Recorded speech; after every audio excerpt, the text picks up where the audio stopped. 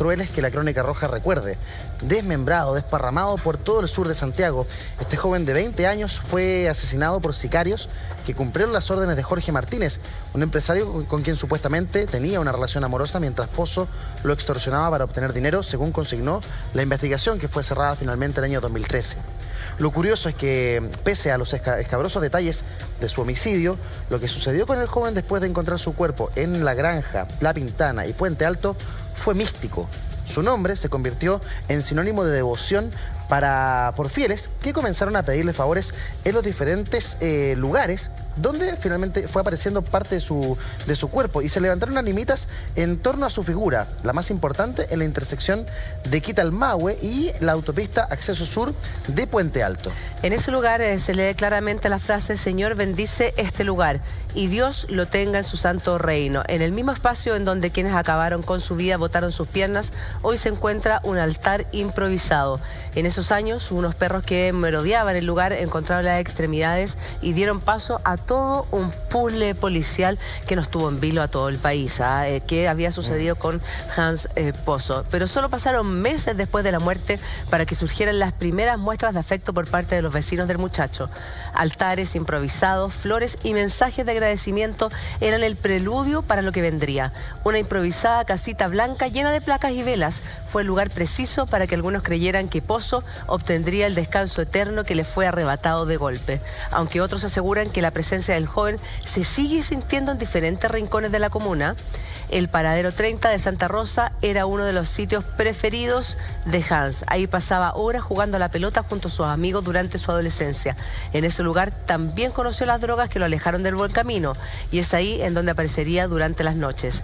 En medio de los angostos pasajes, el sonido de un niño pateando una reja, gritando despavorido en una multicancha, llamó la atención de sus familiares, quienes creen que Pozo busca comunicarse con ellos. Más allá de eso, el espectro del hombre deambula con autoridades del sector sur. Personas llegan a rezarle, encienden una vela y se encomiendan a él, convencidos de que Pozo se convirtió en un ser espiritual que busca ser el puente entre el mundo y lo abstracto. A mí me llama la atención cómo las personas que llegan a estas animitas piden principalmente por dos cosas: trabajo y estudio. Cosas positivas. No estamos hablando de una animita en donde se encomiendan para que el delito funcione a la perfección, como en otros casos. Aquí piden algo tan básico y tan necesario como trabajo y también estudio. Aldo, ¿cuál es la explicación ante esa solicitud? Lo que pasa es que, para hacer un poco de memoria, el caso de Hans Pozo fue un caso muy mediático, que golpeó a muchos sectores y en el cual donde Carabineros tuvo una importancia fundamental. Carabineros fue la policía que estuvo a cargo de este caso. Sí. Y incluso hasta el día de hoy es cuestionado el rol de algunos funcionarios por la forma en que habría muerto el supuesto autor. Murió sin autor. Murió sin autor porque el presunto autor, digamos presunto, se suicida al interior de una heladería cuando llegan funcionarios de Carabineros a detenerlo. No sabemos, muere sin saber formalmente, jurídicamente, quién lo mató. Es un muchacho de escasos recursos, que vive en la periferia, que aparentemente es abordado por un tercero, que aparentemente vende sus servicios sexuales a un tercero por necesidad, por hambre, no tuvo ninguna oportunidad y sufre Armado Rosa las muertes. Y entonces se crea este ideario, esta imaginería popular, que genera en él la posibilidad de hacer milagro. ¿Y por qué ir a hacer milagro? Porque la gente, que el público, los devotos de Hans, que ya se ha transformado en una figura de culto. Es una animita cuando tú vas para allá, y sobre todo en el sector donde aparecen las extremidades inferiores. Ahí es donde más se hace, donde la primera vez que unos perros encontraron la extremidad inferior de Hans. Sí. Ahí es donde más milagros se supone que ha hecho esta animita. Así como hay quienes, y yo me acuerdo que una vez fuimos incluso con parte de su familia, que decía que lo escuchaba en una casa, que todavía sentía su presencia, hubo también un sentimiento de tristeza frente a un cabro que se le negó todo en esta vida, que el sistema le dio un portazo y que vivió una vida tremendamente miserable y terminó de la peor manera.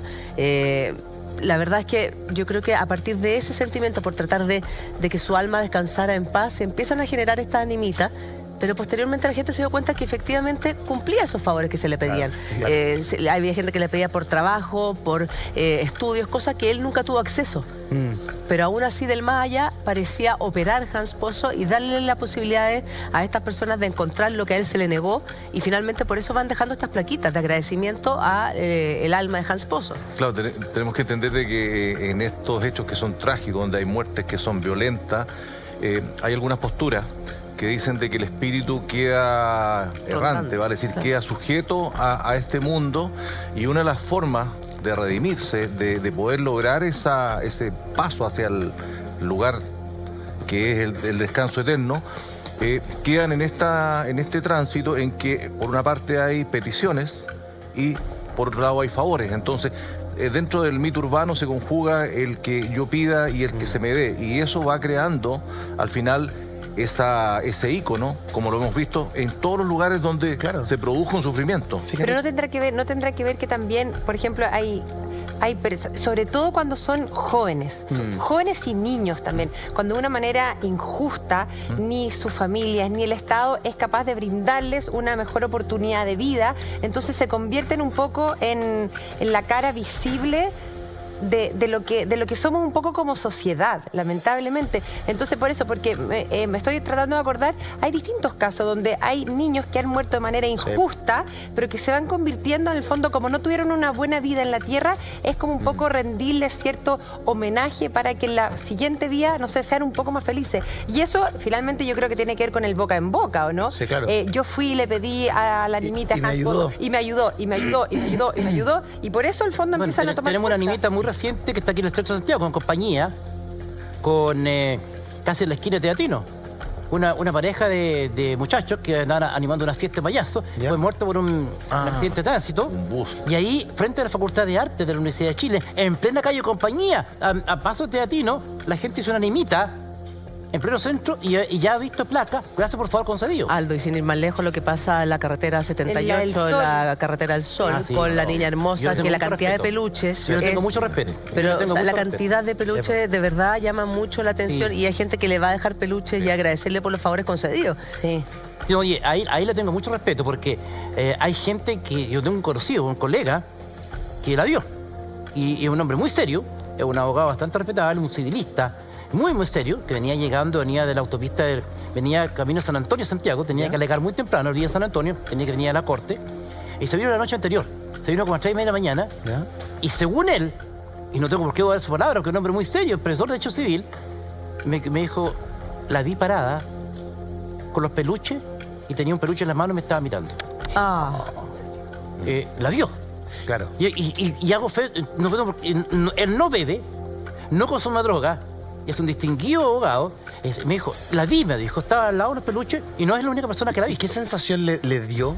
¿De miedo, de susto, de tranquilidad? Se asustó. Se asustó. Porque me dijo, la vi, me dijo, era ella, porque está los que transitamos habitualmente por ahí, yo transito habitualmente por esa ruta, voy mucho a San Antonio, que está la fotografía de ella. Sí, claro. grande, que uno la puede ver. Inmensa, tú la puedes ver de todas partes. ¿Y de cómo murió esa niñita? En un accidente en moto. En un accidente muy atroz.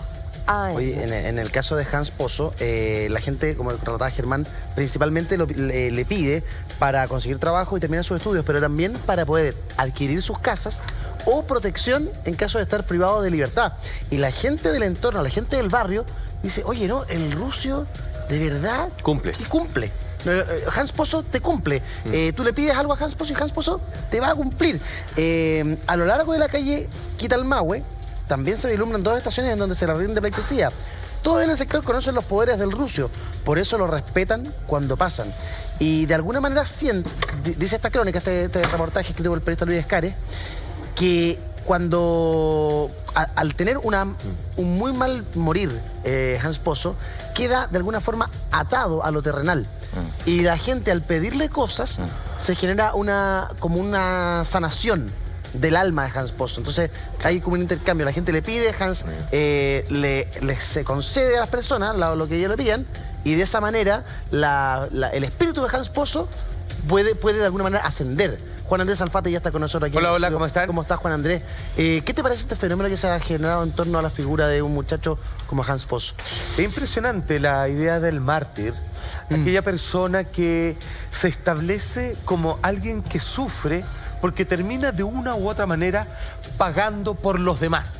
Claro. Esa es la idea. Así como de cierta manera la gente alrededor parece sentir de que hay alguien que tiene la capacidad de limpiar, digamos, esas impurezas del resto, aquel que se llevó la peor parte, pero que uno a través de él puede entender de las cosas que yo me salvé, de lo que me pudo haber pasado, agradezco mi vida gracias a lo que él me muestra, finalmente se transforma en un proceso, no digo de beatificación, pero sí de interés casi que raya en la santidad. ¿Sabes? La lectura que yo doy también es gente que va y que no quiere ser un nuevo Hans Pozo. Son personas, algunas de ellas, que la sociedad, el Estado no le ha dado las oportunidades. Por eso piden por trabajo, por eso piden por estudio. Y si no encuentran eso que solicitan, perfectamente ellos podrían terminar siendo una persona discriminada como fue Hans Pozo, asesinada brutalmente como le ocurrió a Hans Pozo. Entonces van a pedirle a él, pienso yo, No terminar como él. no terminar. Y que la vida les abra alguna puerta para encontrar dinero, para encontrar la capacitación, para que eso le permita tener un empleo. Claro, para salir de la vulnerabilidad en el fondo. Exactamente, para no terminar en la calle. Mira, es una buena lectura que Es como si el dolor juntara mérito, algo así. Sí, o como Es si él como se lo que uno cuando transformara- hace una manda, por como- ejemplo. de la forma en que vivió Hans Pozo, como si él se transformara a partir de esa vida en el patrono de los desvalidos o de los más vulnerables en términos delictivos. Claro. ¿Te hace sentido? Sí, pues puede ser, pues si piensa que existen santos, existen animitas que están hechos y pensados para todo segmento. Algunos son como el Fray Andresito, que es una maravilla, que es un milagrero de aquellos que ya ha pasado por todos los estados, solo le falta la beatificación para luego pasar al estado de santidad, y donde se le reconoce como el santo de los pobres y los huachacas en la iglesia de la Recoleta, que este hombre que se colocaba los pies en el suelo, o sea, me refiero, se sacaba las sandalias, se las ponía debajo de los enfermos en la cama y así sanaba a tantas personas, ¿cierto? Como gente millonaria, como gente de la más extrema pobreza. Este hombre vestido simplemente con un par de arpilleras nada más y simplemente recorriendo el estado de la iglesia de la Recoleta, que se llama Recoleta porque tiene que ver con recolectar, porque es lo que se le dedicaba. Su misión en esa iglesia era pedir limosna, salir y traer manzanitas, pancito y moneda.